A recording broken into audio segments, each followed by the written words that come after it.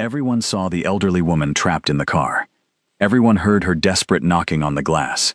But in a busy Seoul parking lot, surrounded by dozens of people, not a single person helped. They assumed she'd accidentally locked herself in. They laughed and took photos. They told each other someone else would handle it. Meanwhile, the temperature inside that car climbed past 40 degrees, and the woman's breathing became weaker with every passing second. Nasirian, a Tanzanian widow who worked at a nearby supermarket, was the only one who recognized the emergency for what it was. She called for help. She begged the crowd to do something. When they refused, she picked up an emergency hammer and made a split-second decision that would cost 8 million won in damages. The window shattered. The grandmother gasped for air. And moments later, Seoul's most feared mafia boss arrived to find a stranger standing over the person he loved most in the world. What happened next, nobody in that parking lot could have predicted. Hello, besties. Welcome back to my channel. And if you're watching this, and your heart is already racing, you're in the right place. Hit that like button, because this story is about to get intense. Nasirian pushed her shopping cart toward the exit, her shoulders aching from the long shift. The Seoul summer heat hit her face the moment the automatic doors opened.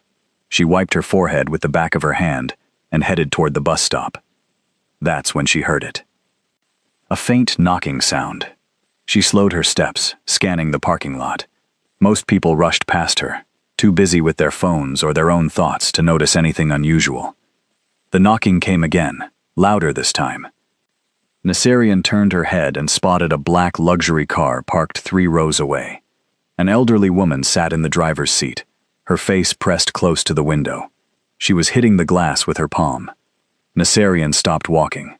Something felt wrong. The old woman's mouth was moving, forming words Nasirian couldn't hear. Her other hand pressed buttons on the door panel, over and over. Nothing happened. Nasirian left her cart by a pillar and walked closer. The grandmother's eyes found hers, wide and desperate. She pointed at the door handle, then at the window button. Her chest rose and fell quickly, too quickly. "Hello," Nasirian called out, approaching the driver's side. "Are you okay?" The woman shook her head. She pressed the unlock button again. The door didn't respond. She tried the window. It stayed shut. A man in a business suit walked past, glanced at the car, and chuckled. Old people and their fancy cars, he muttered to his companion. Probably locked herself in. His friend laughed. Someone's kids bought her something too complicated. They kept walking. Nasirian's jaw tightened. She knocked on the window. "Can you hear me?" The grandmother nodded, her silver hair sticking to her damp forehead. "The doors won't open?" Nasirian asked, speaking slowly and clearly. The old woman shook her head again. She pointed at the control panel, then made a helpless gesture. Her breathing had become shallow. Nasirian pulled out her phone and dialed emergency services while keeping her eyes on the grandmother. "Emergency hotline. What's your situation?" "There's an elderly woman trapped inside a car at the Hanyul District Shopping Center parking lot. The electronic locks aren't working. She can't get out." "Is she injured?" "Not injured, but she's struggling to breathe. It's very hot today. The sun is directly on the car. We'll send someone right away.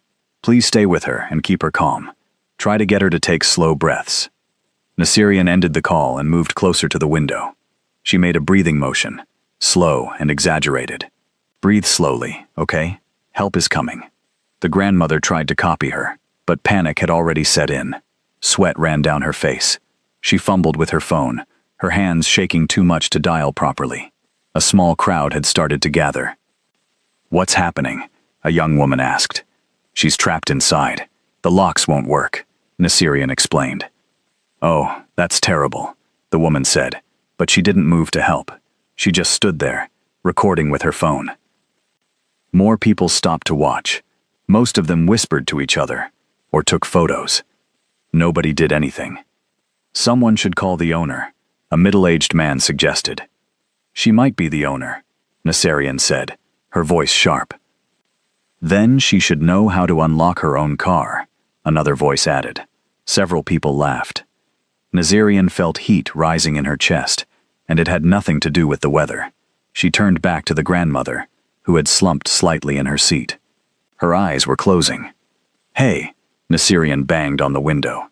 "Stay awake. Please stay awake." The old woman's eyes fluttered open, but barely. "How long until the emergency team arrives?" someone asked. Nasirian checked her phone. Only 3 minutes had passed since her call, but it felt like an hour. "They said they're coming." "This is what happens when old people drive cars with too much technology," a woman in expensive sunglasses said. "My mother-in-law is the same way. Can't figure out anything." Nasirian spun around. "She's not stupid.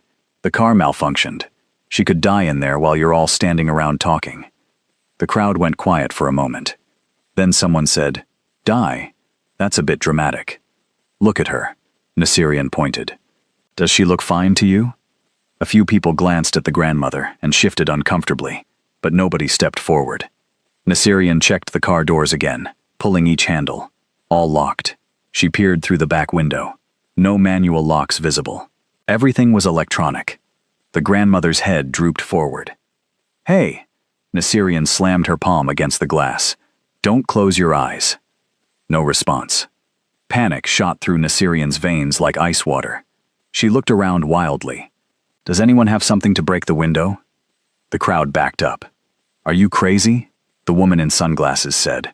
"Do you know what kind of car that is?" "I don't care what kind of car it is. You'll have to pay for the damage." "Then I'll pay for it." "That window probably costs more than you make in 6 months, a man said. "Just wait for the professionals." Nasirian looked at the grandmother again. Her lips had a bluish tint. Time slowed down. Nasirian's mind raced through options. Emergency services could be another 10 minutes, maybe 15 in Seoul traffic. The grandmother didn't have 15 minutes. She scanned the parking lot and spotted a delivery truck 2 rows over. The driver was unloading boxes. Nasirian ran toward him. "Excuse me, do you have anything in your truck? Tools, maybe?" The driver, a man in his 50s, frowned. "Why?" "There's an emergency. An old woman is trapped in a car, and she's dying." He followed her gaze to the crowd around the black sedan. "The locks are stuck?" "Yes, and nobody's helping. Please, do you have anything?" He hesitated, then reached into his truck and pulled out a small emergency hammer with a pointed metal tip. "This is for breaking car windows in emergencies. You sure about this?" Nasirian grabbed it. "Thank you." She ran back to the car. The crowd had grown larger. Everyone watching like this was some kind of street performance. "Don't do it," someone warned. "You're going to get arrested." "That's private property," another added. "She's dying," Nasirian shouted. Her hands shook as she positioned the hammer near the rear passenger window, away from where the grandmother sat. "This is insane," the woman in sunglasses said. "Someone stop her." But nobody moved to stop her. They just wanted to watch and judge. Nasirian thought of her late husband, how he'd always told her that doing the right thing was more important than doing the easy thing. She thought of her own grandmother back in Tanzania, how she'd feel if strangers stood by and watched her suffer. She swung the hammer. The window exploded into tiny pieces, the safety glass crumbling into pebbles rather than sharp shards. The alarm started blaring immediately, a piercing sound that made everyone jump. Nasirian dropped the hammer and reached through the broken window, unlocking the door from the inside. She pulled it open, and a wave of heat poured out. It had to be over 40 degrees inside that car. The grandmother was barely conscious. "Help me," Nasirian called out. This time, a few people actually moved. The delivery driver appeared at her side, and together they carefully helped the elderly woman out of the car. They guided her to a shaded area and sat her down on the curb. Someone finally had the sense to bring water. The grandmother's breathing was ragged, her skin pale and clammy. Nasirian sat beside her, holding her hand. "You're safe now," Nasirian said softly. "Just breathe." The old woman's fingers squeezed hers weakly. The alarm continued to wail. People had their phones out, some calling, others still recording. "The police are definitely coming now," someone muttered. Nasirian didn't care. The grandmother was alive. That was all that mattered. But then something changed in the crowd's energy. People started backing away, their expressions shifting from curious to nervous. Nasirian heard the engines before she saw them. 3 black SUVs turned into the parking lot, moving fast. They stopped in a semicircle around the broken car, and men in dark suits poured out. Not 2 or 3 men. At least a dozen. The crowd scattered like birds. Within seconds, the men had formed a perimeter. One of them, older with gray at his temples, rushed to the grandmother's side. "Madam Im," he said, dropping to one knee. His face was pale with worry. "Are you hurt?" The grandmother shook her head slightly. She tried to speak, but only managed a whisper. Another man barked orders into his phone. "Get the medical team here now." "Yes, now. I don't care about traffic." Nasirian slowly released the grandmother's hand and started to stand up, trying to back away quietly. These people clearly knew her. They would take care of her. Nasirian had done what needed to be done. Time to disappear before questions started. But the grandmother's hand shot out and grabbed her wrist with surprising strength for someone who'd just been on the verge of passing out. "Don't go," the old woman whispered in Korean. Nasirian froze. The gray-haired man's sharp eyes fixed on her. "Who are you?" I helped her out of the car," Nasirian said quietly. "You broke the window?" She nodded, bracing herself. His expression was unreadable. Before he could say anything else, another SUV pulled up. This one, even more imposing than the others. The parking lot went completely silent. Even the men in suits straightened up, their faces tense. The driver's door opened first, and a man stepped out, scanning the area with cold efficiency. Then he opened the back passenger door. Nasirian had never believed in presence before, that intangible thing that made someone impossible to ignore. She did now. The man who stepped out of that car didn't have to announce himself. Every person in that parking lot knew he was dangerous, just by looking at him. He was tall, his black hair styled back, his expression carved from ice.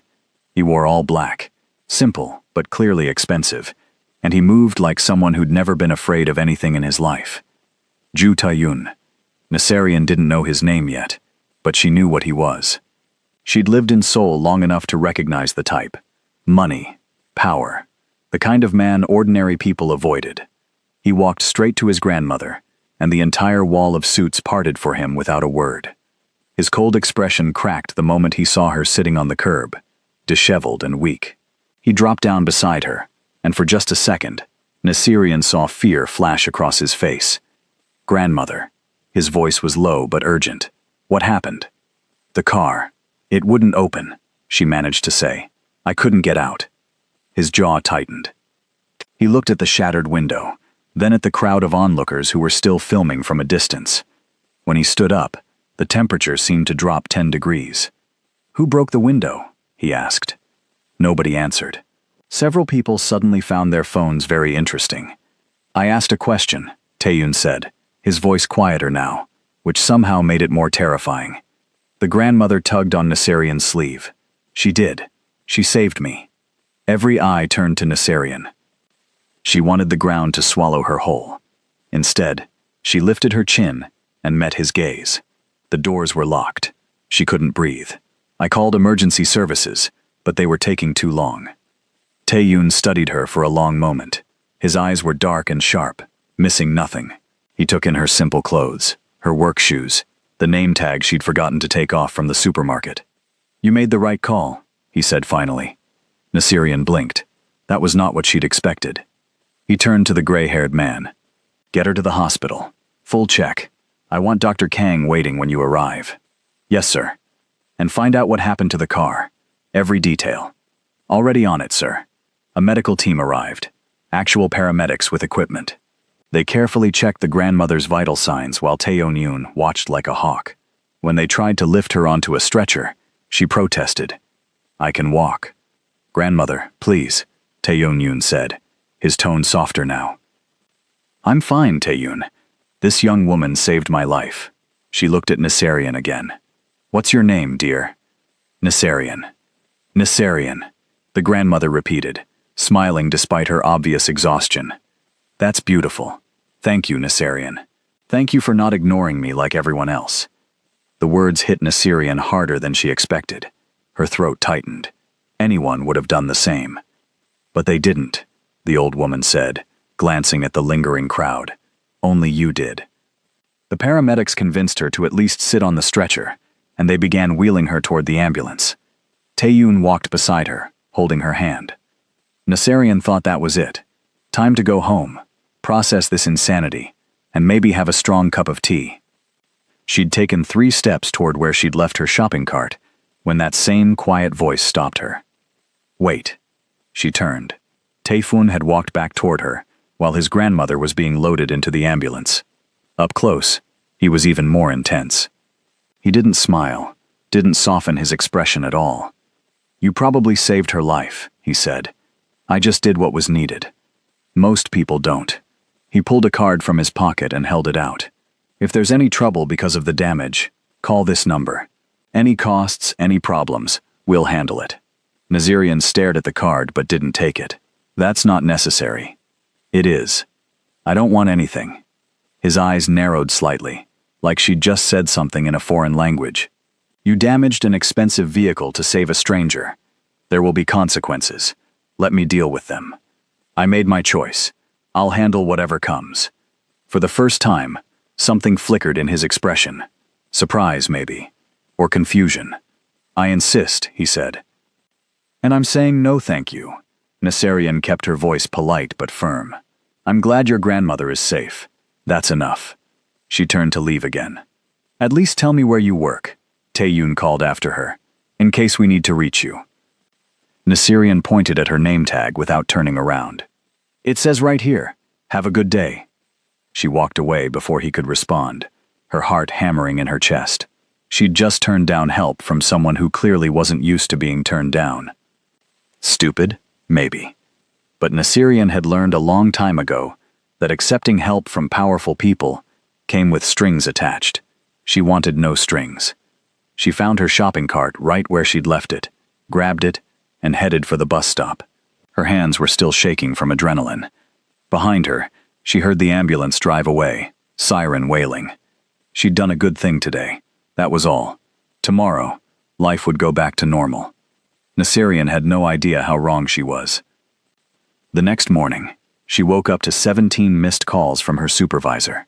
Her stomach dropped. She called back immediately. Nasirian, where are you? Her supervisor's voice was strained.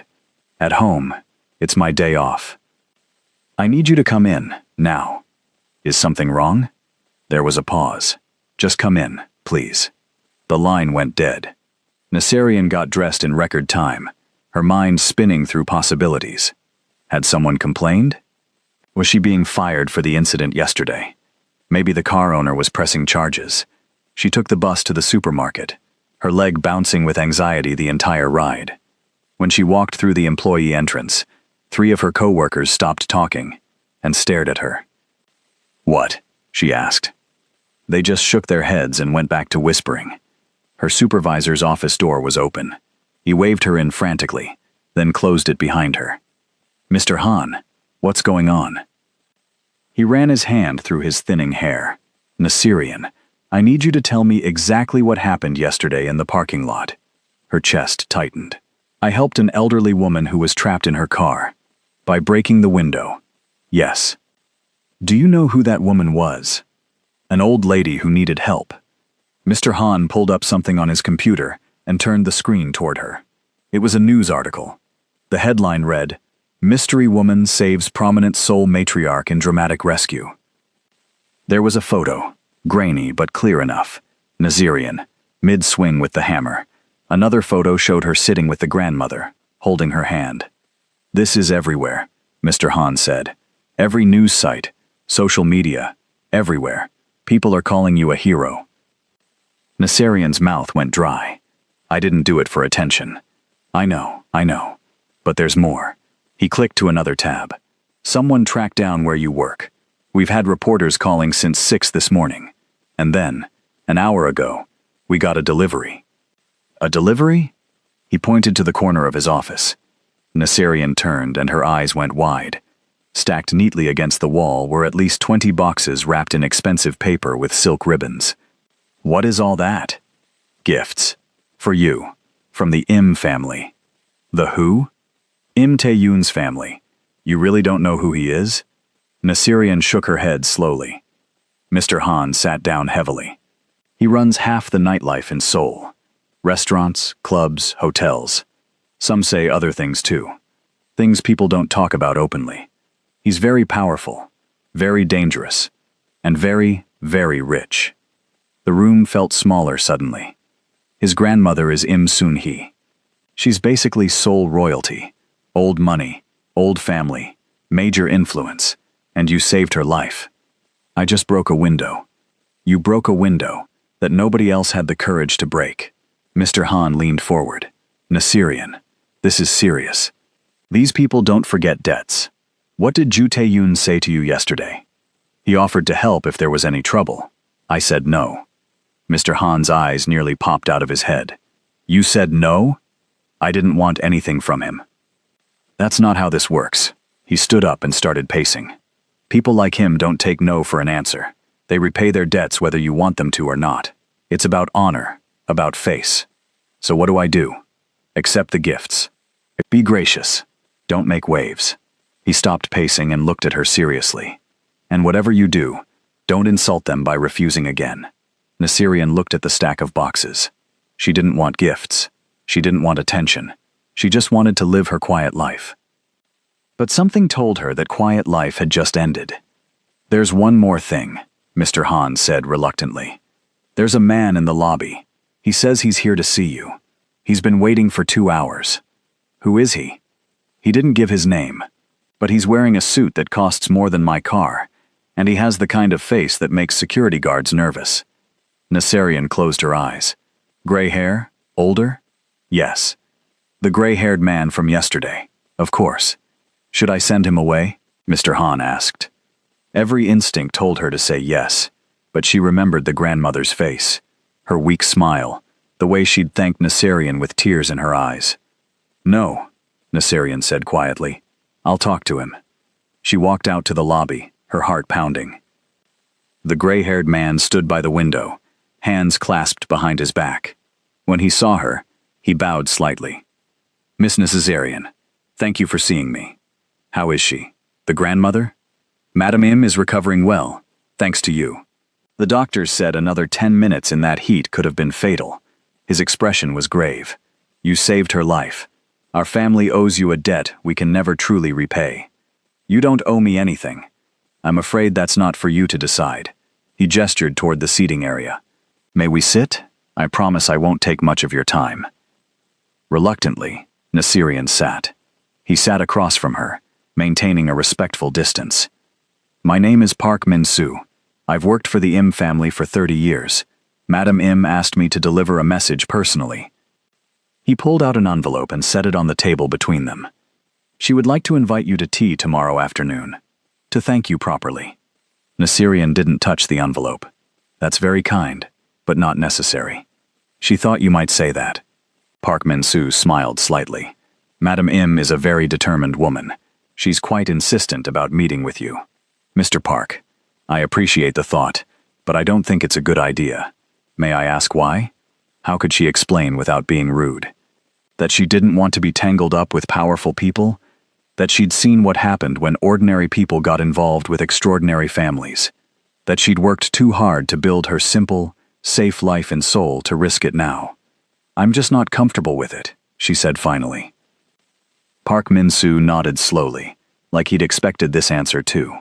I understand your hesitation, but consider this. Madam Im is 83 years old. Yesterday, she thought she was going to die alone in that car, with dozens of people watching, and no one willing to help. Then you appeared. You didn't know who she was. You didn't expect a reward. You simply saw someone in need and acted. That means something to her.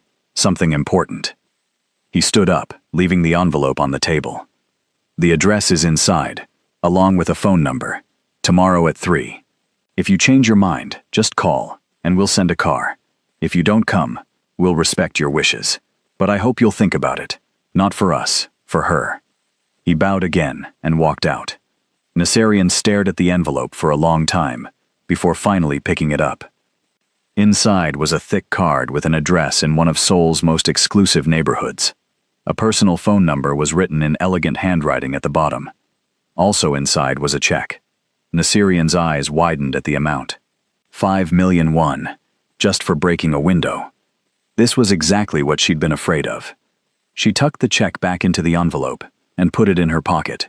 Tomorrow, she'd figure out how to return it. Tonight, she just wanted to go home. But when her shift ended and she stepped outside, there was a car waiting. Not a black SUV this time, but a sleek silver sedan. The driver got out when he saw her. "Miss Nasirian? I didn't call for a car. Compliments of Mr. Ju, to ensure you get home safely. I take the bus. Mr. Ju insists." Of course he does, Nasirian thought. She was too tired to argue. The bus ride was 40 minutes with 2 transfers. The thought of just sitting in a comfortable car was too tempting. "Fine," she said. "Thank you." The drive took 15 minutes. The driver was professional and silent, which she appreciated. When they pulled up to her small apartment building, he got out and opened her door. "Should I pick you up for work tomorrow?" he asked. "No, that's okay," Mr. Ju said to offer. "The option is available whenever you need it. Please tell Mr. Ju I appreciate his concern, but I'm fine on my own." The driver's expression suggested he thought she was crazy, but he simply nodded. "As you wish. Have a good evening."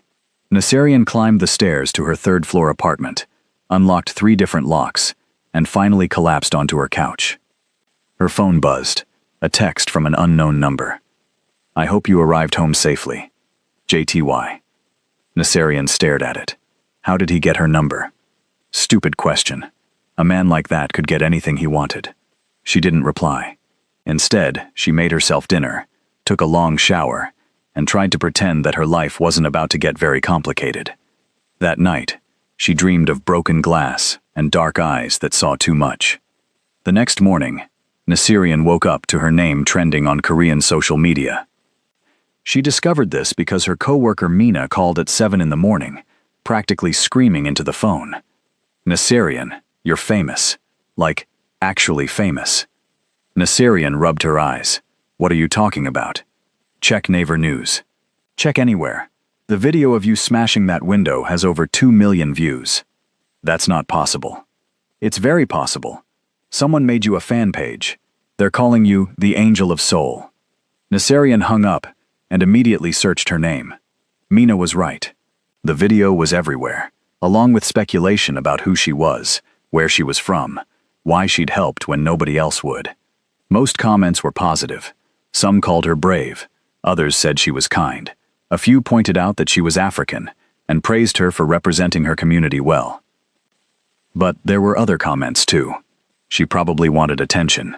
Foreigners, always trying to be heroes. I bet she knew who the old woman was. This seems staged. Nasirian's stomach churned. She closed the browser and got ready for work, trying to ignore the creeping anxiety. At the supermarket, things were worse. Customers kept staring at her. Some whispered behind their hands. A few asked for photos, which she politely declined. One woman actually told her she was an inspiration, which made Nasirian so uncomfortable she nearly dropped a whole carton of eggs.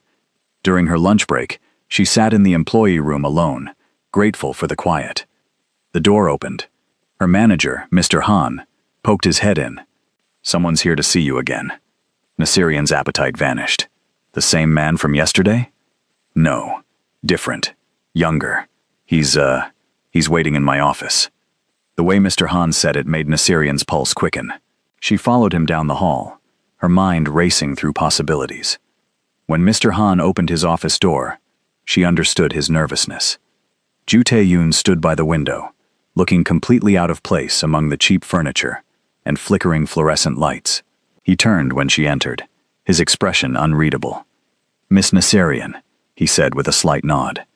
Mr. Han practically ran out of the room, closing the door behind him. Nasirian stayed near the door.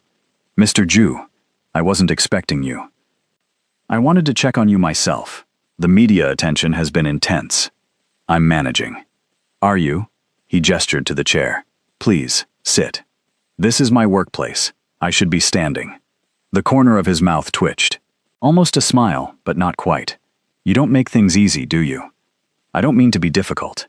"I didn't say difficult. I said easy." There's a difference. He moved away from the window, maintaining a respectful distance. My grandmother wants to meet with you. I assume Park Min-soo delivered the invitation. He did. And? I haven't decided yet. Tae-shun studied her for a moment. You're afraid of us. I'm cautious. Smart. He pulled something from his jacket pocket. The check she'd left in the envelope. You didn't cash this. I can't accept it. It's not payment. It's to cover any expenses or trouble that might come from what happened.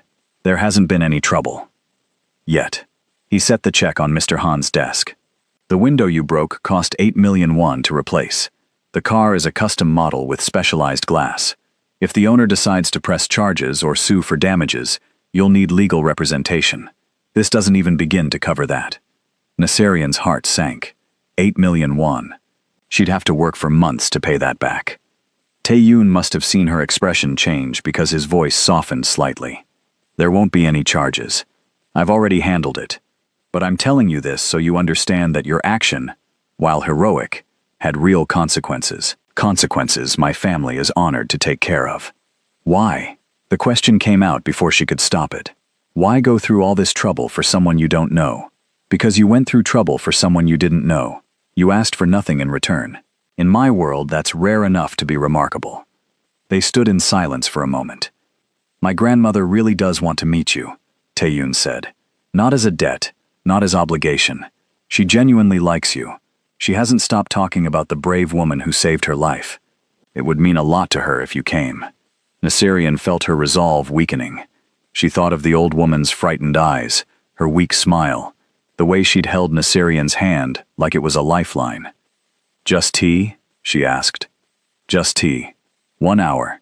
If you're uncomfortable at any point, you can leave, no questions asked. And after that, we're even? No more gifts, no more car service, no more anything?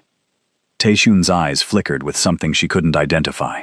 If that's what you want, it is. Then yes, after tea, if you want nothing more to do with us, we'll respect that. Naserian took a deep breath. Okay, I'll go. Thank you. He pulled out his phone. I'll have a car pick you up tomorrow at 2:30.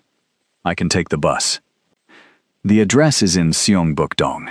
The bus route takes 90 minutes with 3 transfers. The car takes 20 minutes. He looked up from his phone. This isn't about showing off. It's about being practical.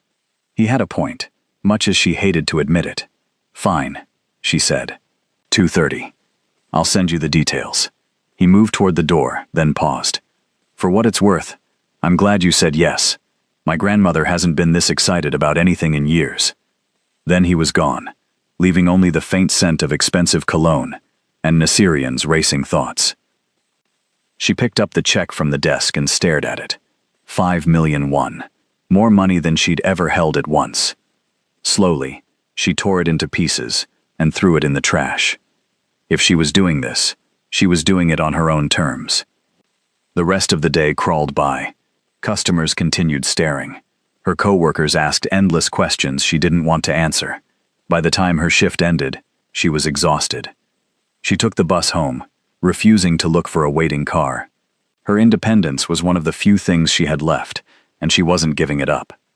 That night, she stood in front of her closet for 20 minutes, trying to figure out what someone wore to tea with Seoul royalty.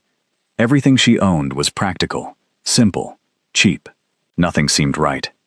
Finally, she chose a navy blue dress she'd bought for job interviews, paired with the only nice shoes she had. It would have to do. She barely slept.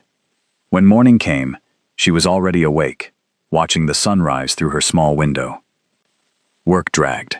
She kept checking the clock, anxiety building with each passing hour. At 2:15, she changed in the employee bathroom, her hands shaking as she zipped up the dress. Mina caught her on the way out. You look nice. Hot date? Just a meeting. With who? You never go anywhere. It's complicated.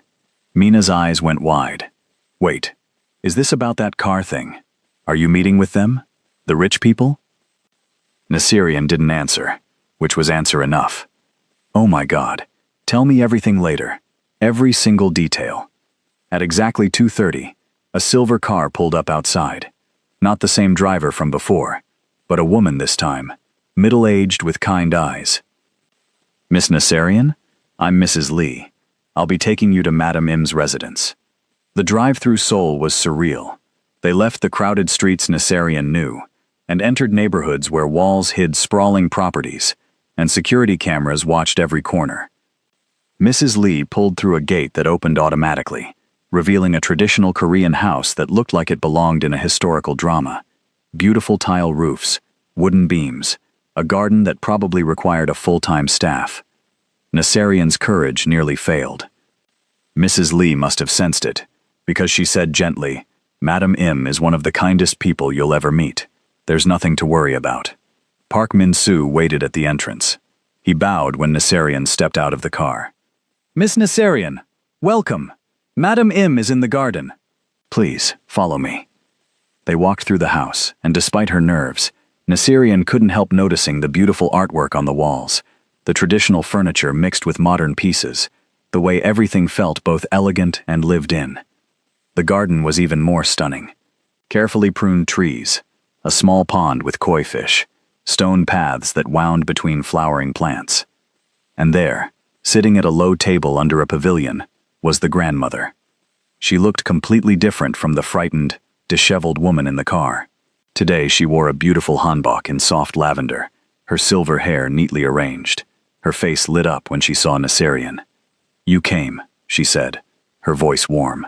"I'm so happy." Nassarian bowed, suddenly unsure of the proper etiquette. "Thank you for inviting me, Madam Im." "Please, sit. And call me grandmother. Everyone does." She gestured to the cushion across from her. Nassarian sat carefully, very aware that she probably looked ridiculous in her cheap dress. If grandmother noticed, she didn't show it. Instead, she poured tea with steady hands, a huge improvement from 3 days ago. "How are you feeling?" Nassarian asked. "Much better, thanks to you. The doctors said I was severely dehydrated, and my blood pressure was dangerously high. Another few minutes and I could have had a stroke." She slid a cup of tea across the table.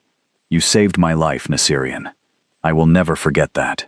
I just did what anyone should have done. But nobody else did." Grandmother's eyes turned sad. "I was so scared in that car. I could see people watching, laughing even. I thought I was going to die while strangers took photos. Then I saw your face, and I knew someone finally understood." Nassarian's throat tightened. She sipped her tea to avoid having to speak. "Tell me about yourself," grandmother said, her tone brightening. "You're from Tanzania?" "Yes. I came to Seoul 5 years ago." "Do you have family here?"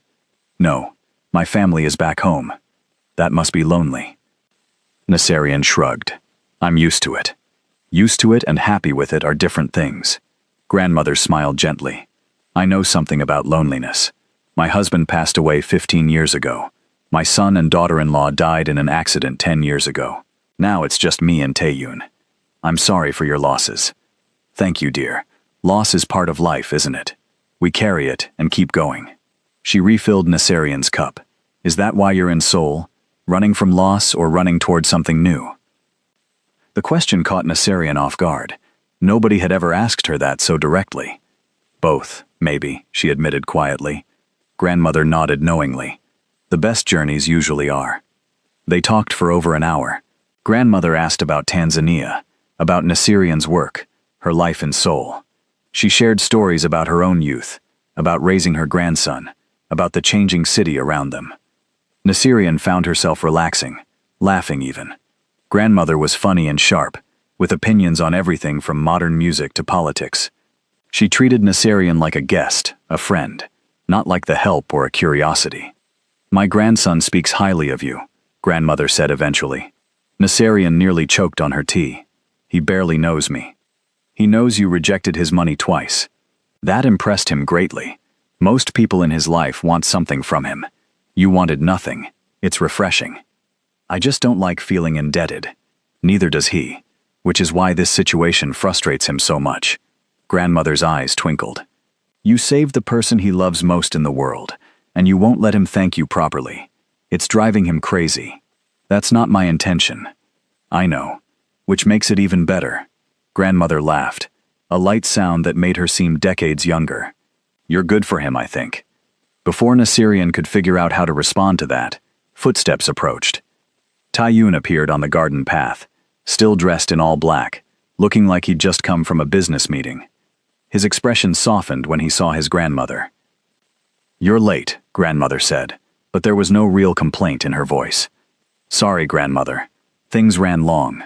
His eyes shifted to Naserian. "I hope I'm not interrupting." "Not at all. Join us. We were just talking about you." He raised an eyebrow but sat down next to his grandmother. Park Min-soo appeared with another cup, then vanished again silently. If you're still watching, drop a comment and let me know which moment has been your favorite so far. And stick around, because things are about to get even more interesting. The dynamic changed with Taeyun there. He was more guarded, more formal. But Naserian noticed the way he looked at his grandmother, checking to make sure she was okay, that she wasn't tiring herself out. "The car has been examined," he said. "Complete electrical failure. A wire harness, degraded, and caused a system shutdown. All the electronic locks, windows, everything stopped working at once." "That's terrifying," Naserian said. "It's rare, but not unheard of. The manufacturer is investigating." His jaw tightened. If grandmother had been on the road instead of parked, it could have been much worse. "But she wasn't, and I'm fine," grandmother said firmly. "Thanks to Naserian, I'm perfectly fine." Taeyun looked at Naserian then, really looked at her. "We can never thank you enough." "You already have. This tea, this conversation, it's more than enough." "Taeyun, Naserian was just telling me about her work at the supermarket," grandmother said. "Did you know she speaks 4 languages?" He shook his head, clearly interested despite himself. Naserian felt her cheeks warm. "It's not that impressive. Swahili and English from home, Korean from living here, and a little Japanese from school." "That's very impressive," Taeyun said. "How did you end up in Seoul?" It was the question she'd been dreading. The real answer was too complicated, too painful. "I needed a fresh start," she said simply. Something in his eyes suggested he understood there was more to the story, but he didn't push. They talked for another 30 minutes. Grandmother did most of the talking, sharing embarrassing stories about Taeyun as a child. He endured it with patience that suggested this was normal, but Naserian caught him suppressing a smile more than once. When she finally said she should go, grandmother's face fell. "So soon? I have work early tomorrow." "Of course." Grandmother reached across the table and took Naserian's hand. "Will you come again, please? It's been so lovely having you here." Naserian hesitated.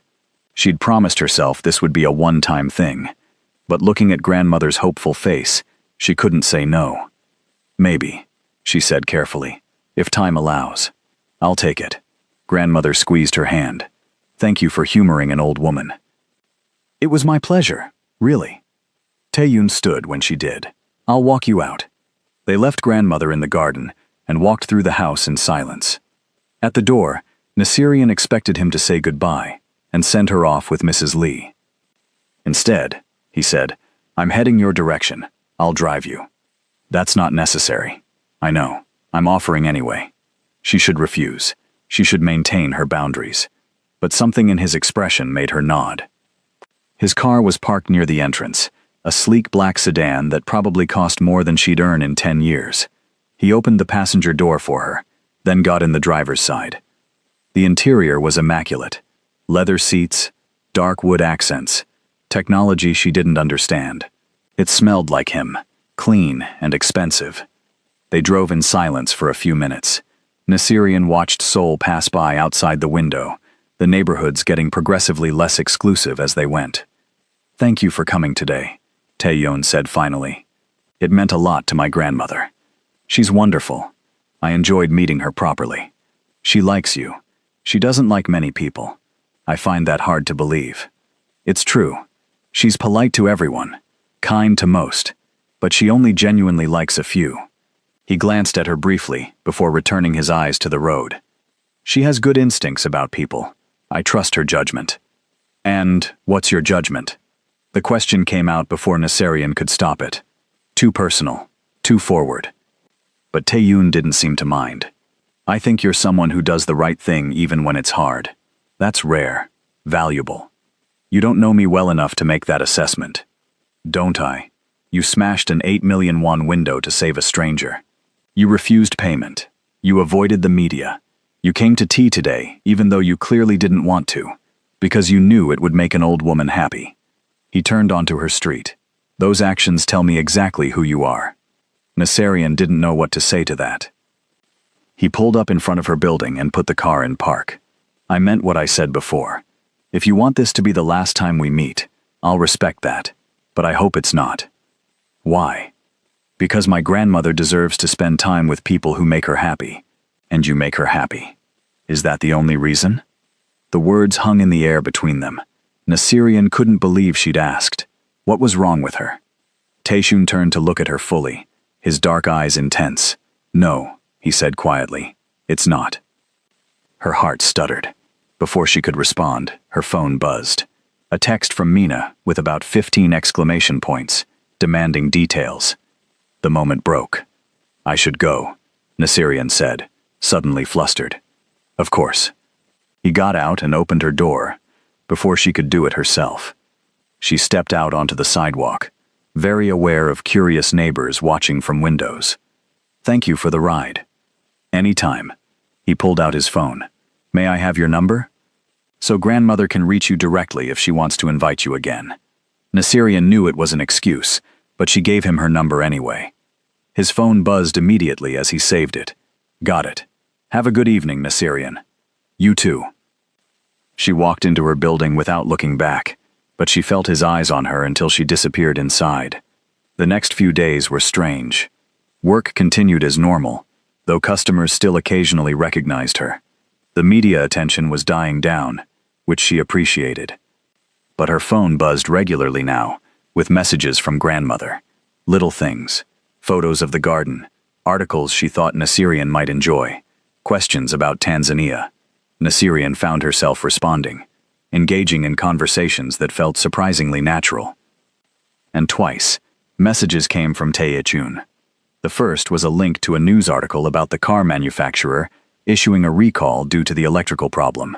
Thought you'd want to know. Your quick thinking probably prevented this from happening to others. The second came 3 days after the tea. Grandmother is asking when you're free for lunch. She promises Korean food this time. Says you should try her cooking. Naserian stared at that message for a long time before responding. I'm off this Sunday. The reply came immediately. Perfect. I'll pick you up at 11. I can take the bus. I know you can, but I'll pick you up anyway. Wear comfortable clothes. Grandmother wants to show you her garden properly. Naserian put her phone down, her stomach fluttering with something that definitely wasn't anxiety. Sunday came too quickly and too slowly at the same time. She changed outfits 4 times before settling on simple jeans and a white blouse. Casual, practical, nothing special. At exactly 11, there was a knock on her door.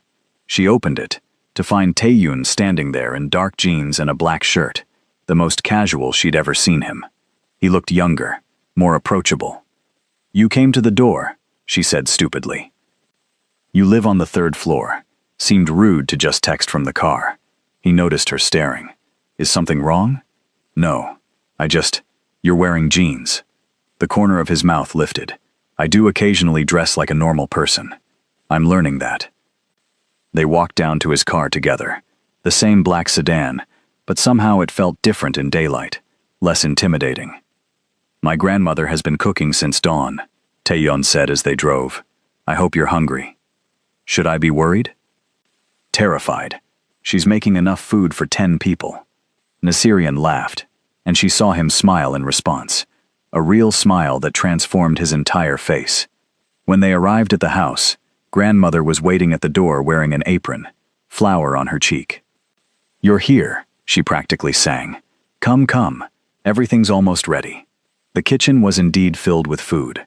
Dishes covered every surface, the air thick with delicious smells. Grandmother, this is too much, Tae-yum said. Nonsense. Naserian needs to try real Korean home cooking, not restaurant food. She handed Naserian an apron. Come help me with the last few things.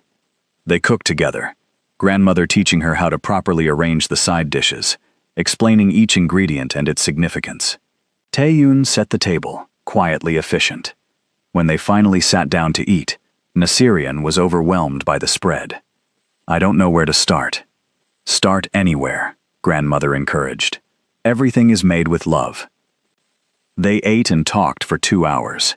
Grandmother told stories about old Seoul, about traditions that were disappearing.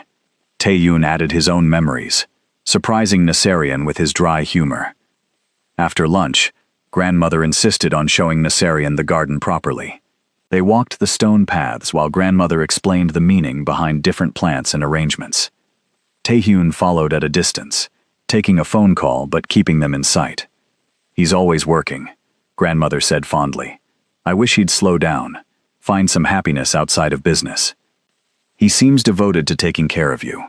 He is. Too devoted sometimes. He puts my needs above his own. She stopped by a cherry tree, not yet in bloom. I worry about him being alone when I'm gone.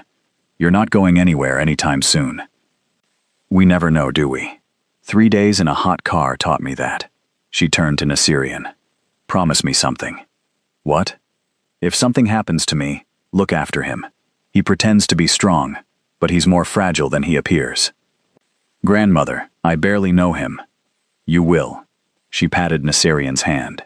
I have a feeling about you two.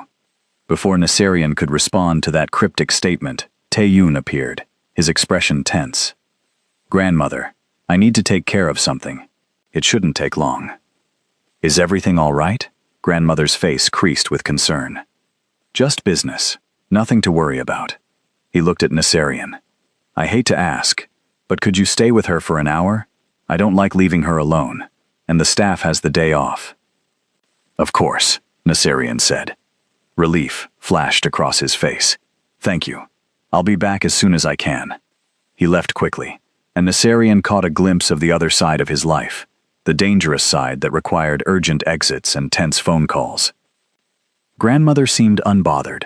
Let's have tea in the pavilion. I want to show you my photo albums. The next hour was lovely. Grandmother shared pictures from her youth, her wedding, her children growing up, baby Taeyun, who'd been chubby and serious even then. He had a hard childhood, grandmother said quietly, showing a picture of young Taeyun at maybe 10 years old, standing stiff and formal. Lost his parents too young, had to grow up too fast. Sometimes I think he forgot how to be happy. He seems happy with you. With me, yes, but I won't be here forever.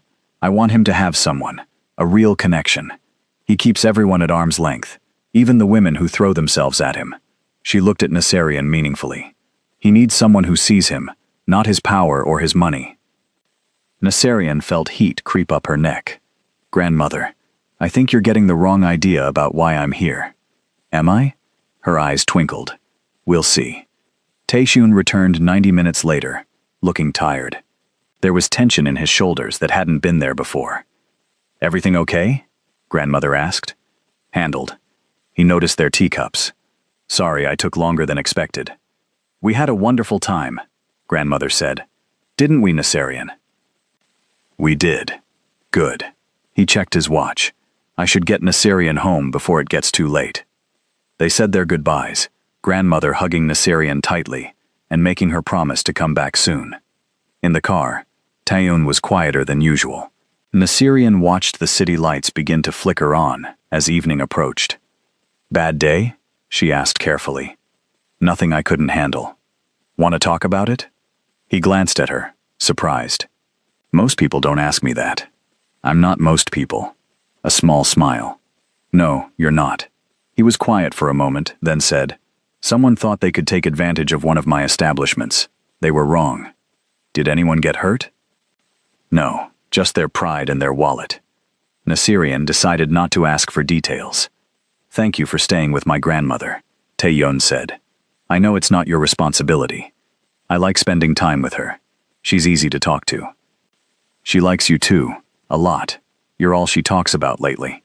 He pulled up to her building. It's nice, seeing her this happy. They sat in comfortable silence for a moment. Can I ask you something? Nasirian said. Of course. Why are you really doing all this? The car service, the invitations, spending your time with me. I saved your grandmother, yes, but this seems like more than gratitude. Taeyun's hands tightened on the steering wheel. When he spoke, his voice was careful. When you have power and money, everyone wants something from you. Everyone has an angle, a scheme, a plan. You learn to trust no one, to see everyone as a potential threat or user. It's lonely, but it's safe. He turned to look at her. Then you appear, and you want nothing. You help because it's right. You refuse payment because you don't need the complication. You spend time with an old woman because you genuinely enjoy her company. You're real, in a world where almost nothing is. So yes, maybe this started as gratitude. But now, he paused. Now I just want to know you better. Nasirian's heart hammered in her chest. I'm not that special. I disagree. Taeyun, I work at a supermarket. I live in a tiny apartment. I have no family here, no connections, no status. We live in completely different worlds. So this, whatever this is, it doesn't make sense. Most good things don't. He reached over and gently took her hand. His skin was warm, his grip firm but careful. I'm not asking for anything, Nasirian. I'm just asking you to keep having tea with my grandmother. Keep letting me drive you home sometimes. Keep being exactly who you are. That's all. She should pull her hand away. She should maintain distance, protect herself, remember all the reasons this was a bad idea. Instead, she squeezed his hand back. Okay, she whispered. His smile was bright enough to light up the car. Okay, he repeated. She pulled her hand back reluctantly and opened the door. Thank you for today. Thank you for making my grandmother smile like that. Nasirian got out, then leaned down to look at him through the open door. For what it's worth, I think you're more than your power, and money too. She closed the door and walked into her building, feeling his eyes on her the whole way. Inside her apartment, she leaned against the door and took a shaky breath. What was she doing? Her phone buzzed. A text from Taeyun. Sleep well. Despite everything, despite all her logical concerns and worries, she smiled. You too, she texted back. Outside, she heard his car drive away. And for the first time in 5 years, Nasirian felt something she thought she'd lost forever. Hope. The next 2 weeks fell into a pattern Nasirian hadn't expected. Grandmother texted her every morning, simple messages that made her smile, photos of flowers, recipes she wanted to share, sometimes just a cheerful good morning, with a string of emojis that seemed hilariously out of character. Taeyun was more reserved, but his messages came too. Usually practical, asking if she needed anything, letting her know his grandmother was asking about her, occasionally sharing something he thought she'd find interesting. Nasirian told herself it was just friendship, just gratitude that had evolved into something pleasant but temporary. She was lying to herself and she knew it. The problem started at work on a Wednesday afternoon. Nasirian was restocking shelves when she heard 2 coworkers talking in the next aisle. She wouldn't have paid attention, except she heard her own name. I'm just saying it's suspicious, one voice said. It was Jiwoo, a woman who'd worked there for 3 years. She breaks an expensive car window, and suddenly, she's best friends with one of the richest families in Seoul? Maybe she's just nice, the other voice replied. Mina, defending her. Nice? Come on. Foreign girl, widow, barely makes enough to live on, and suddenly she's driving around in luxury cars? You don't think she planned the whole thing?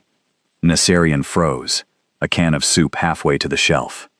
That's a terrible thing to say, Mina argued. You saw the video. That old woman was really trapped. Or it was staged. Break the window, play the hero, get the rich family's attention. Pretty smart, actually. Jiwoo, that's ridiculous. Is it? She refused payment at first, right? That's classic manipulation. Refuse the money so they think you're genuine, then wait for bigger opportunities. I bet she's already got her hooks into that grandson. He's single, powerful, probably lonely. Easy target. Nasirian's hands shook. The soup can slipped from her fingers and hit the floor with a loud crash. The talking stopped. She picked up the can and walked around the aisle. Both women stared at her, Jiwoo's face flushing red. Nasirian, we weren't, Jiwoo stammered. Yes, you were. Nasirian kept her voice level, even though anger burned in her chest. You were accusing me of staging an emergency to trap a rich man. Just so we're clear. I didn't mean it like that. How did you mean it then? Jiwoo couldn't meet her eyes. People are just talking. You have to admit it looks strange. What looks strange? That I helped someone? Or that someone actually appreciated it? You're spending a lot of time with them. People notice. And that bothers you because… Jiwoo finally looked up, her expression defensive. Because some of us have worked here for years, struggling to make ends meet, following all the rules, and you show up and suddenly you're riding in fancy cars, and probably getting all kinds of benefits. It's not fair. Nasirian felt something cold settle in her stomach. You think I want this attention? You think I enjoy people I've never met, deciding who I am and what my intentions are? I helped an old woman who was dying. That's it. Everything else just happened. Sure it did, Jiwoo muttered. Mina grabbed Nasirian's arm. Come on, let's go to the break room. But Nasirian shook her head. No, I'm tired of running away from gossip. She looked at Jiwoo directly. Believe whatever makes you feel better about your own choices, but don't pretend you know anything about me or my life. She walked away before Jiwoo could respond, her whole body trembling. In the bathroom, she splashed cold water on her face and stared at her reflection. When had everything gotten so complicated? 3 weeks ago, her life was simple, quiet, lonely maybe, but safe. Now people she barely knew had opinions about her character, her intentions, her entire existence. Her phone buzzed. A text from Taeyeon. Grandmother wants to know if you're free Friday evening. She's insisting on teaching you to make kimchi. Nasirian stared at the message. She should say no. Distance herself before the rumors got worse, before things got more tangled. But the thought of disappointing grandmother, of cutting off the one source of genuine warmth she'd found in Seoul, made her chest ache. I'll be there, she typed back. The response came quickly. I'll pick you up at 6. She put her phone away and went back to work, ignoring the stares and whispers that followed her for the rest of the shift. That evening, she came home to find an envelope slipped under her door. Inside was a letter, handwritten in Korean. It took her a few minutes to work through the formal language, but the message was clear enough. Someone had filed a complaint with her building's management, claiming she was involved in illegal activities and bringing dangerous people to the residence. The management wanted to meet with her to discuss her lease. Nasirian sat on her couch, the letter shaking in her hands. This was getting out of control. Her phone rang. Taeyeon's name on the screen. She almost didn't answer, but something made her pick up. Hello? What's wrong? His voice was sharp, concerned. What do you mean? I can hear it in your voice. Something happened. Nasirian closed her eyes. Of course he could tell. He seemed to notice everything about her. Just a bad day at work, and my building manager wants to meet with me about complaints. Silence on the other end. Then, what kind of complaints? Apparently I'm involved in illegal activities and bringing dangerous people around. She laughed, but it came out bitter. Funny how helping someone turned into this. Give me your building manager's name. No. Nasirian, I can fix this. That's exactly the problem. She stood up, pacing her small apartment. Don't you see? Every time you fix something, it makes the rumors worse. People already think I'm using you, that I staged the whole rescue to get your attention. If you start interfering with my housing, it'll just prove them right. I don't care what people think. Well, I do. This is my life, Taeyeon. I have to live here, work here, exist here, after you and your grandmother get bored of your charity project. The words came out harsher than she intended. She heard him take a sharp breath. Is that what you think this is? His voice was quiet, dangerous. Charity? Isn't it? No. The single word was firm. Charity is writing a check and forgetting about it. This is, I don't know what to call it, but it's not charity. Then what is it? It's my grandmother caring about someone who saved her life. It's me wanting to spend time with someone who doesn't want anything from me except honesty. It's, damn it, Nasirian. Do I really have to spell it out? Her heart hammered. Maybe you do. Another silence, longer this time. When he spoke again, his voice was different, vulnerable, in a way she'd never heard. I like you. Not because you saved my grandmother. Not because you're some good deed I need to repay. I like talking to you. I like the way you challenge me. The way you're not impressed by any of the things that usually impress people. I like that you tear up checks, and refuse car service, and argue with me about everything. I like you, Nasarian. And I think you might like me too, which terrifies you because it's easier to push me away than to risk getting hurt. Nasarian couldn't breathe. She sat back down, her legs suddenly weak. Am I wrong? He asked. No, she whispered. You're not wrong. Then stop running. Stop assuming the worst. Stop letting other people's small-mindedness dictate what you allow into your life. It's not that simple. It is exactly that simple. People will talk no matter what you do. Let them. The people who matter, the people who actually know you, they'll see the truth. And what is the truth? That you're brave and kind, and you make my grandmother laugh more than she has in years. That you make me feel like maybe there's more to life than business and obligations. That's the truth. Everything else is just noise. Nasarian felt tears prick her eyes. I'm scared. Of what? Of this. Of you. Of feeling something again, after I promised myself I wouldn't. I know, he said gently. I'm scared too. But I'm more scared of letting you go, because I was too much of a coward, to be honest. She wiped her eyes, laughing wetly. When did you get so good with words? I'm not. I'm terrible at this. I'm just trying to make you understand, before you convince yourself that walking away is the smart choice. Maybe it is the smart choice. Probably. But since when do either of us make smart choices? You smashed a car window. I'm falling for a woman who wants nothing I can actually give her. We're both terrible at self-preservation. Nasarian's breath caught at the word falling. He'd said it so casually, like it didn't change everything. Taeyun. Come Friday, he said. Make kimchi with my grandmother. Let me drive you home. Give this, whatever this is, a real chance. If after that you still want distance, I'll respect it. But please, Nasarian, don't run because you're scared. You're braver than that. She thought about grandmother's smile, about the way Taeyun's eyes softened when he looked at her, about feeling less alone than she had in 5 years. Okay, she said quietly. Friday. She heard his exhale of relief. Friday. I'll see you then. After they hung up, Nasarian sat in the dark for a long time, her phone still in her hand. She was in so much trouble.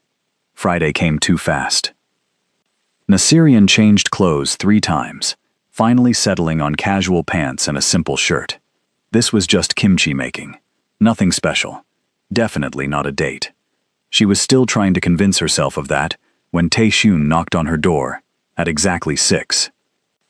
He wore dark jeans and a gray sweater, his hair slightly messy, like he'd run his hands through it. He looked good, unfairly good. Hi, she said. Hi. He smiled, then held out a small bag. Grandmother sent these. Traditional rice cakes. She made them this morning. She didn't have to do that. Try telling her that. She's been cooking for 2 days straight. I think she's planning to feed you until you can't move. They walked to his car, and Nasarian noticed a couple from her building watching from their window. She lifted her chin and ignored them. In the car, Taeyun said, I looked into the complaint at your building. I asked you not to. I know. I did it anyway. The complaint was anonymous, but the manager agreed it had no merit. You won't have any problems with your lease. Nasarian wanted to be angry at his interference, but mostly she just felt relieved. Thank you. You're welcome. He glanced at her. For what it's worth, I didn't threaten anyone or throw money around. I just had my lawyer send a letter clarifying that you're not involved in anything illegal, and that anonymous complaints without evidence are harassment. You have a lawyer on speed dial? I have 3 lawyers on speed dial. Comes with the territory. She shook her head, smiling despite herself. Your life is so weird, says the woman who's become internet famous for smashing a car window. That's different. How? I don't know. It just is. They argued playfully the rest of the drive, the tension from earlier in the week dissolving into something easier, lighter. Grandmother was waiting in the kitchen, surrounded by ingredients, mountains of cabbage, bowls of spices, jars of fermented paste. You're here, she beamed, pulling Nasarian into a hug. Good, good. We have so much work to do. The next 3 hours were chaos in the best way. Grandmother taught Nasirian how to salt the cabbage, mix the spice paste, fold everything together just right. Taeyun helped too, his expensive sweater protected by an apron that said, "Kiss the cook," in English. Nasirian couldn't stop laughing at the image of Seoul's most dangerous man, wearing that apron, while carefully arranging kimchi in jars. "What's so funny?" he asked. "Nothing. You're just very domestic right now. I'll have you know I'm excellent in the kitchen." "He burned water once," Grandmother Stage whispered. "I was 12, Grandmother. Still counts." They worked and talked and laughed, and Nasirian felt something in her chest loosen. This felt like family, like home. When the kimchi was finally done and sealed in jars, Grandmother insisted they all sit down for dinner. She'd prepared a feast, as promised. Halfway through the meal, Grandmother's phone rang. She looked at the screen and frowned. "It's my doctor's office. I should take this." She stepped away from the table. Nasirian and Taeyun continued eating, comfortable in the silence. When Grandmother returned, her expression was troubled. "Everything okay?" Taeyun asked immediately. Yes, just my checkup results. Everything's fine." But she looked tired suddenly, older. "Grandmother, what did they say?" "Nothing to worry about. Just need to adjust some medications." She smiled, but it didn't reach her eyes. "I'm a bit tired, though. Would you both mind if I went to rest?" "Of course not." Nasirian stood up. "Should I help you?" "No, dear. I'm fine. Just old." She kissed Nasirian's cheek. "Thank you for today. You bring such light into this house." She kissed Taeyun's forehead too, then shuffled toward her room, suddenly moving like her age. When she was gone, Taeyun's expression was dark with worry. "She's not telling me something," he said. "Should you call her doctor?" "I will. Tomorrow. She hates when I hover." He started clearing dishes, his movements jerky with suppressed anxiety. Nasirian helped him, and they worked in silence until the kitchen was clean. "I should take you home," he said finally. In the car, he was quiet, lost in thought. Nasirian watched the city lights blur past. "She'll be okay," she said softly.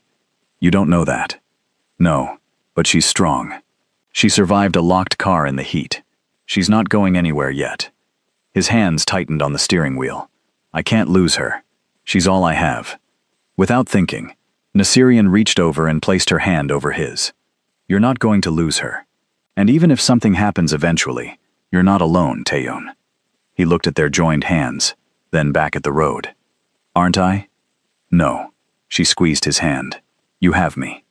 The words hung in the air between them, heavy with meaning. He pulled up to her building and parked, but neither of them moved to get out. "Do you mean that?" he asked quietly. "Yes." He turned to face her fully. "Nasirian, I need you to understand something. My world, it's complicated. Dangerous sometimes. People will use you to get to me. They'll say terrible things, dig into your past, try to find leverage. If we do this, if we're really doing this, it won't be easy." "I know. And you're okay with that." She thought about it honestly. The rumors, the stares, the complications. Then she thought about Grandmother's laugh, about the way Taeyun looked at her like she was something precious, about feeling less alone. "I'm not okay with it," she said, "but I'm willing to deal with it, if you are." He reached out and gently tucked a strand of hair behind her ear, his touch careful, reverent. "I'm willing to deal with anything, if it means I get to keep seeing you." Her heart stuttered. "Taeyun, I'm not good at this," he said. "I don't know how to do the romance thing, the dating thing, but I know I want to try. With you." Nasirian felt tears prick her eyes. "I'm not good at it either. I haven't, since my husband died. I haven't wanted to try with anyone. And now? Now I'm terrified, but I want to try too." He smiled, really smiled, and it transformed his whole face. "We're going to be terrible at this." "Absolutely awful," she agreed, laughing. He leaned forward slowly, giving her time to pull away. She didn't. His forehead touched hers, their breath mingling in the small space between them. "Can I kiss you?" he whispered. "Yes." His lips met hers softly, carefully, like she was something that might break. It was gentle and sweet and perfect, and when they pulled apart, Nasirian felt like her whole world had tilted. "Wow," she breathed. "Yeah," he touched her cheek. "Wow." They sat there for a moment, just looking at each other, both slightly stunned. Then Nasirian's phone buzzed, a text from grandmother. "Did he kiss you yet? If not, tell him to stop being a coward." Nasirian burst out laughing and showed Taeyun the message. He groaned. "She's not even here, and she's managing my life. She's watching from her window, isn't she?" They both looked up at the house they'd just left. Sure enough, a curtain in an upstairs window twitched. "Definitely watching," Taeyun confirmed. Nasirian texted back, "Yes, grandmother. He kissed me." The response was immediate. "Good. About time. Don't stay up too late. You both have work tomorrow." They both laughed, the moment perfect despite, or maybe because of, grandmother's interference. "I should really go," Nasirian said reluctantly. "I know," but neither of them moved. Finally, Taeyun got out and opened her door, walking her to the building entrance like a proper gentleman. At the door, he kissed her once more, brief but warm. "I'll call you tomorrow," he promised. "You better." She floated up the stairs to her apartment, feeling lighter than she had in years. The next week was like living in a dream. Taeyun called every day, sometimes just to talk for 5 minutes between meetings, sometimes for an hour late at night, when neither of them could sleep. They texted constantly, silly things and serious things and everything in between. Grandmother continued her stream of messages too, sharing updates on her health, which was apparently fine despite Nasirian's worries, and asking pointed questions about their relationship that made Nasirian blush. At work, the rumors continued, but Nasirian found she cared less. Mina remained a good friend, and the others could think whatever they wanted. Then everything changed on a Tuesday afternoon. Nasirian was on her lunch break when her phone rang. An unknown number. "Hello? Miss Nasirian? This is Detective Kim from the Seoul Metropolitan Police. Do you have a moment to speak about the incident involving Im Sun-hee's vehicle?" Her stomach dropped. "Yes, of course. Our investigation into the car malfunction has concluded. I wanted to inform you personally of the results. The vehicle experienced a complete electrical system failure due to a manufacturing defect. Your action in breaking the window was not only justified, but likely saved Madame In's life. The heat inside the vehicle had reached dangerous levels, and medical experts confirmed she would have suffered serious harm within minutes." Relief flooded through her. "Thank you for letting me know. There's more. The car manufacturer is issuing a full recall of that model. Your quick thinking and the resulting media attention brought this safety issue to light. You may have saved many other lives as well." After the call ended, Nasirian sat in the break room, processing. All the people who'd accused her of staging it, of having ulterior motives, they were wrong. Provably wrong. She texted Taeyun. "Police called. Official investigation confirms the car malfunction. I'm cleared of any wrongdoing." His response came immediately. "I never doubted you for a second. This calls for celebration. Dinner tonight? Somewhere nice?" "Somewhere with good food. Nice is optional." "You're killing me." "Fine. I know a place. Casual, excellent food, I promise." That evening, he took her to a small restaurant tucked away in a quiet neighborhood. Nothing flashy, just good Korean food and comfortable booths. They were halfway through dinner when Nasirian noticed 3 men enter the restaurant. They wore expensive suits and carried themselves with authority. Their eyes scanned the room and landed on Taeyun. She felt him tense beside her. One of the men approached their table. He was older, 50s maybe, with sharp eyes and a smile that didn't reach them. "Ju Taeyun," the man said. "Didn't expect to see you here. And with company. Director Yoon." Taeyun's voice was polite but cold. "I'm having dinner, privately." "I can see that." Director Yoon's eyes shifted to Nasirian, assessing. "This must be the famous rescuer, the one everyone's talking about." "This is Nasirian," Taeyun said, his tone warning the man to tread carefully. "Nasirian. Director Yoon runs a competing business group." "Pleasure," Nasirian said. though it clearly wasn't. The pleasure is mine. You've become quite the celebrity. Brave woman, breaking that window. Some might say suspiciously brave. Tae-Yoon's expression went dangerous. Careful. I'm just saying what others are thinking. Foreign woman, struggling financially, suddenly befriends one of Seoul's most powerful families. It's an interesting story. It's the truth, Nasirian said firmly. Believe it or don't. I don't really care. Director Yoon laughed. Spirit. I like that. But be careful, dear. The world Tae-Yoon lives in, it eats up people like you. Sweet, innocent, genuine. You'll be chewed up and spit out. That's enough. Tae-Yoon stood, his full height imposing. You've said your piece. Now leave. Just offering friendly advice to both of you. Director Yoon nodded at his companions, and they left, but not before casting one more calculating look at Nasirian. When they were gone, Tae-Yoon sat back down, his jaw clenched. I'm sorry about that. Who was he really? Someone who thinks the world is a game, and people are pieces to be played. He took her hand. He's trying to get to me through you. Make you doubt. Make you scared. Make you leave. Will there be more people like him? Probably. Nasirian nodded slowly. Okay. Okay? You warned me it would be complicated. I said I could handle it. I meant it. She squeezed his hand.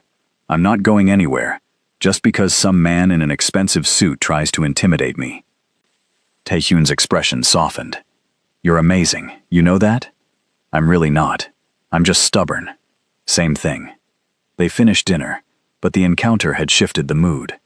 In the car, Tae-Yoon was quiet, thoughtful. What are you thinking? Nasirian asked. That I'm being selfish, dragging you into my mess. I walked into your mess willingly. There's a difference. Is there? He pulled up to her building, but didn't put the car in park. Nasirian, it's only going to get harder. My associates are already asking questions. Director Yoon won't be the last person to make comments. The media might start digging into your background. Are you really prepared for that? Are you trying to scare me away? I'm trying to give you an out, before this goes any further. Nasirian turned in her seat to face him fully. Do you want me to take the out? No. The answer was immediate, almost desperate. But what I want doesn't matter if it puts you in danger, or makes your life hell. Let me decide what I can handle. You don't understand how bad it could get. Then explain it to me. He ran his hand through his hair, frustrated. People in my world, they play dirty. They'll dig up every painful moment of your past and use it against you. They'll spread rumors, create scandals. Maybe worse. Being with me puts a target on your back, and I hate that. I hate that wanting to be with you means putting you at risk. But you do want to be with me. Yes. He looked at her, and the raw honesty in his eyes made her breath catch. More than I've wanted anything in a very long time. Then we figure it out together. You stop trying to protect me by pushing me away, and I promise to tell you when things get too hard. Deal? He studied her face for a long moment. You're sure? I'm terrified, but I'm sure. He pulled her into a kiss, this one more intense than before, filled with relief and want and gratitude. When they broke apart, both were breathing hard. You're going to drive me crazy, he murmured against her lips. Good. You deserve it for being so dramatic. He laughed, the sound surprising them both. How do you do that? Do what? Make everything feel less heavy. Years of practice dealing with difficult people. Am I a difficult person? The most difficult, but I like you anyway. They sat in his car for another 20 minutes, just talking and stealing kisses like teenagers. When Nasirian finally went inside, she felt like she was floating. The next morning, she woke up to her phone exploding with notifications. Confused, she checked social media, and her heart sank. Someone had posted photos of her and Tae-Yoon at the restaurant. Close-up shots of them holding hands, kissing in the car, looking at each other with obvious affection. The headlines were brutal. Ju Tae-Yoon's mystery woman revealed, foreign supermarket worker. From window smasher to girlfriend, the calculated rise of Nasirian. Did she plan it all along? Timeline of the convenient rescue. The comments were worse. Hundreds of people, most using anonymous accounts, tearing her apart. Gold digger, opportunist, manipulator. And those were the kind ones. Others were racist, cruel, explicit. Nasirian sat on her bed, her hands shaking. Her phone rang. Taeyun. Don't read the comments, he said immediately. Too late. I'm handling it. My team is already working on taking down the worst posts and tracking who leaked the photos. This is what you meant, isn't it? When you said it would get bad. Yes. And I'm sorry. I'm so sorry, Nasirian. She took a shaky breath. What do we do? We ignore it. We keep living our lives. Eventually they'll get bored and move on to the next scandal. And if they don't? Silence. Then, do you want to stop seeing each other? We can stage a breakup. Make it look mutual. Get them off your back. Every logical part of Nasirian's brain screamed yes. This was too much. Too fast. Too public. But then she thought about grandmother's smile. About Taeyun's laugh. About feeling like she belonged somewhere for the first time in 5 years. No, she said firmly. I don't want to stop. She heard his exhale of relief. Thank God. I was terrified you'd say yes. I'm not going to lie. This is horrible. I hate every second of it. But I hate the thought of not seeing you more. I'll fix this, I promise. Don't do anything illegal. I would never do anything illegal, he said, and she could hear the smile in his voice. Taeyun, I'll be perfectly legal. Mostly. I'll see you tonight, okay? I'm not letting this keep us apart. After they hung up, Nasirian forced herself to get ready for work. She held her head high walking into the supermarket, even though everyone stared.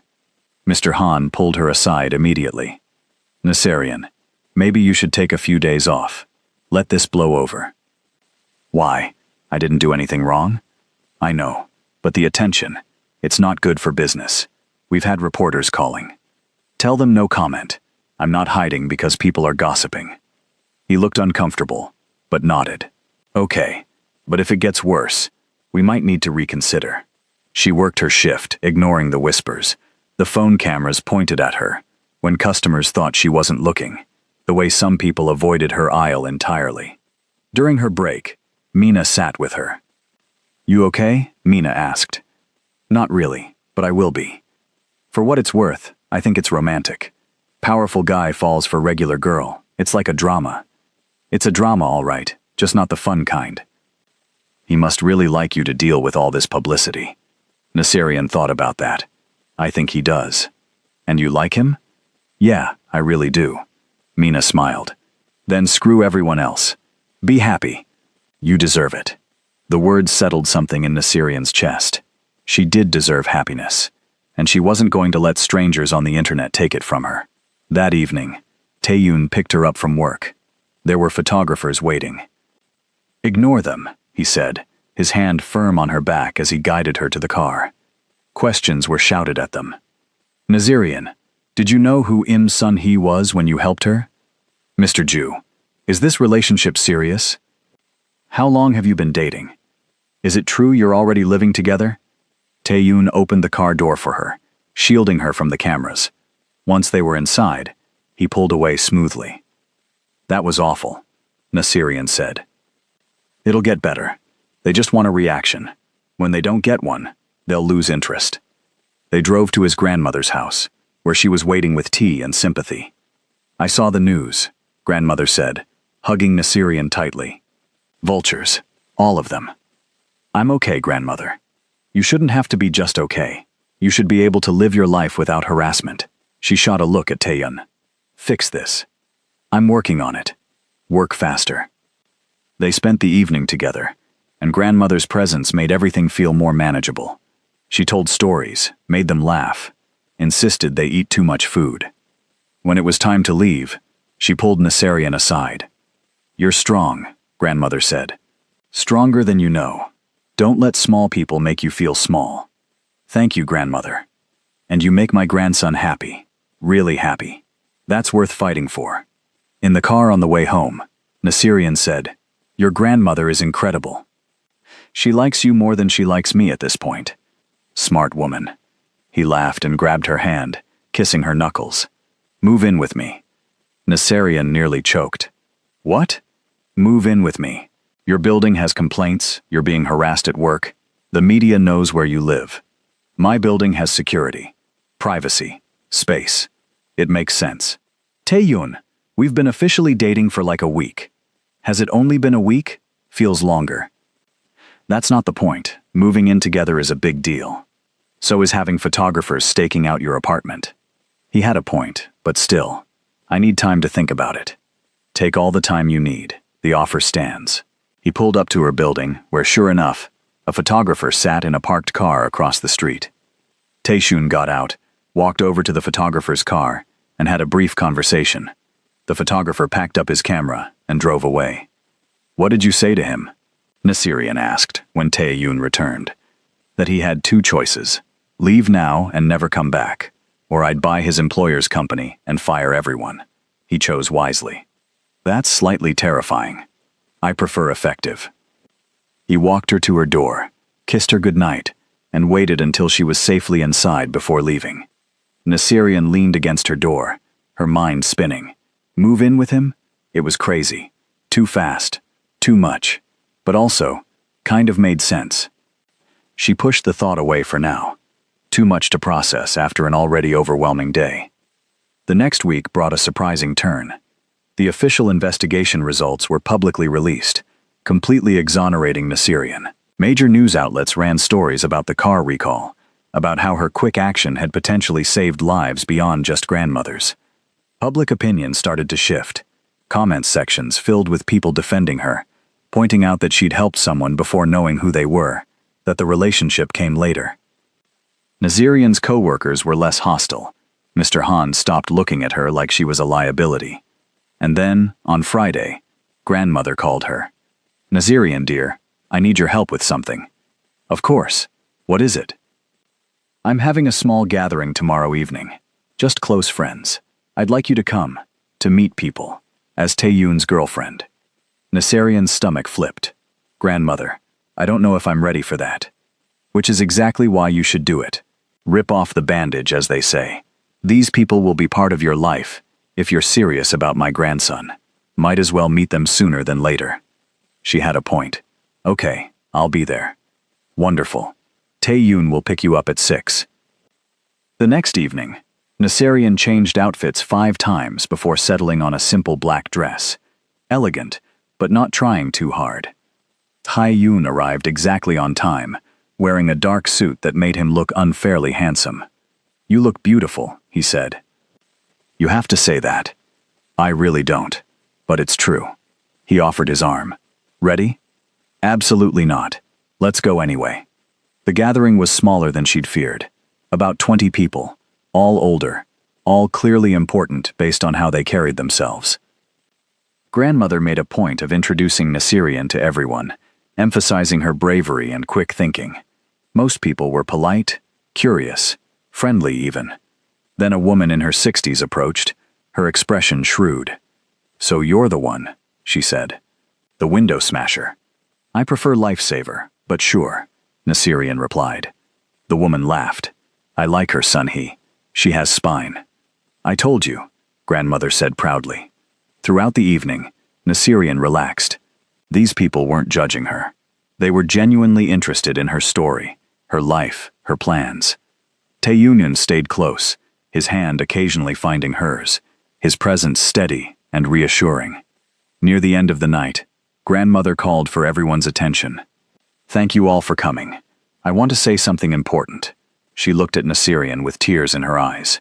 3 weeks ago, I thought I was going to die in a hot car, alone and forgotten. This woman, who didn't know me, who had nothing to gain, saved my life. She's given me more time with my grandson, more time to enjoy this beautiful world, but more than that, she's brought joy back into our home.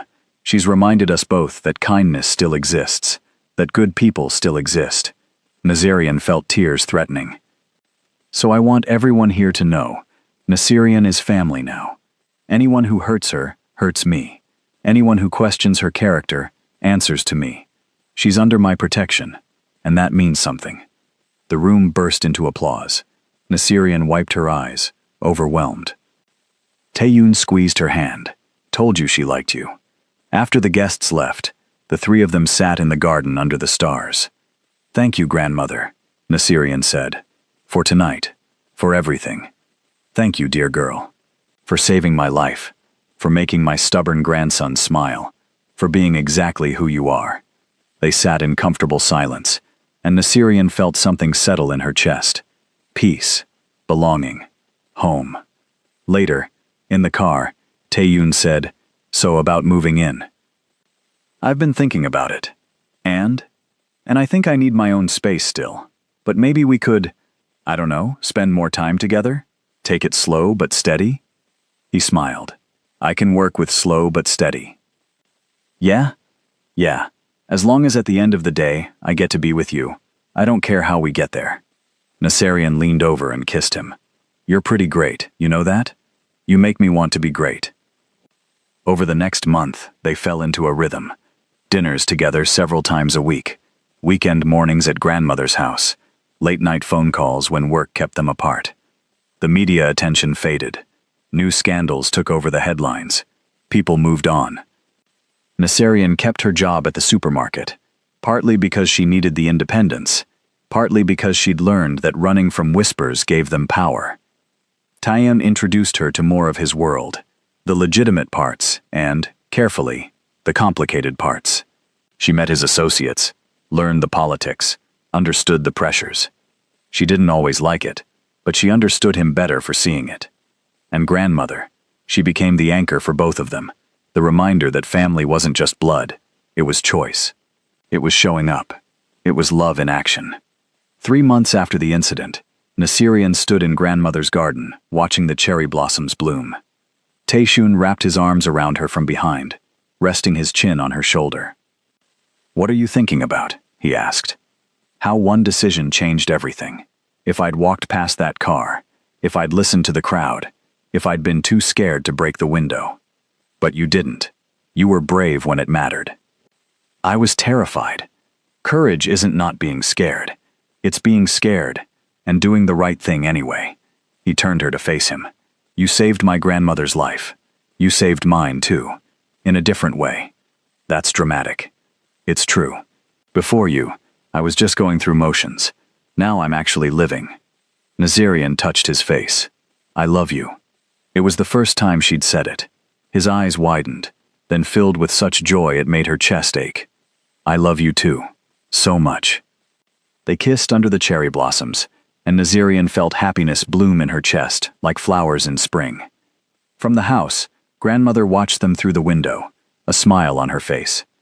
She'd known from the moment she saw Nasirian's determined face through the car window that this woman was special, that she was exactly what Taeyun needed.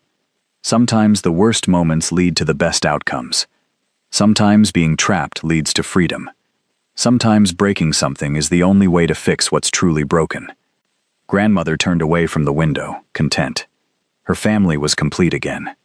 And it had all started with a broken window and a brave heart. If this story touched your heart, if you felt the butterflies and the hope, do me a favor. Hit that subscribe button and share this with someone who needs to remember that one brave choice can change everything. Thank you for watching. And remember, sometimes the best things in life come from the moments when we choose courage over comfort. See you in the next story.